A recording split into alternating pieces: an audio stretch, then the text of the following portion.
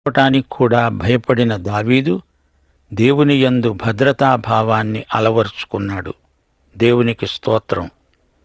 మహాశ్రమల మధ్యలో, ఇబ్బందుల కొలిమిలో కూడా దేవునికి స్తుతులర్పించగలం అంటూ ఈ కీర్తన మనకు వేనోళ్ల ప్రబోధం చేస్తున్నది. ముగింపులో ఓ చిన్న దృష్టాంతం వినండి. అతడొక దైవ సేవకుడు. అతని భార్య, అతడు నమ్మకంగా దైవ సేవ చేస్తున్నారు.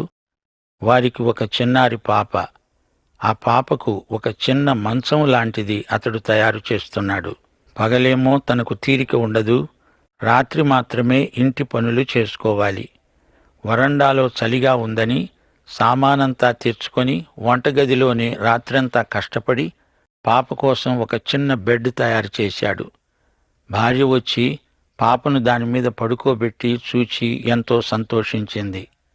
అయితే తయారైన ఆ బెడ్ను బయటికి తేవడానికి వీలు కాలేదు. వాకిలి చిన్నది. బెడ్డు 5-6 సెంటీమీటర్లు ఎక్కువ వెడల్పుంది. వాకిలి పట్టదు. భార్యాభర్తలిరువురూ ఎంతో నిరుత్సాహం చెందారు. చూచారా శ్రోతలు, మన స్వప్రయత్నంతో ఎంత ప్రయాసపడినా పరలోకంలో ప్రవేశించలేము. దేవుని కృప కావాలి, అంతే.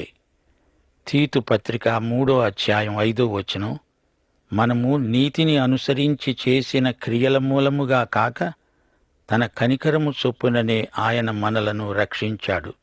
దేవునికి స్తోత్రం. పాఠం సమాప్తం.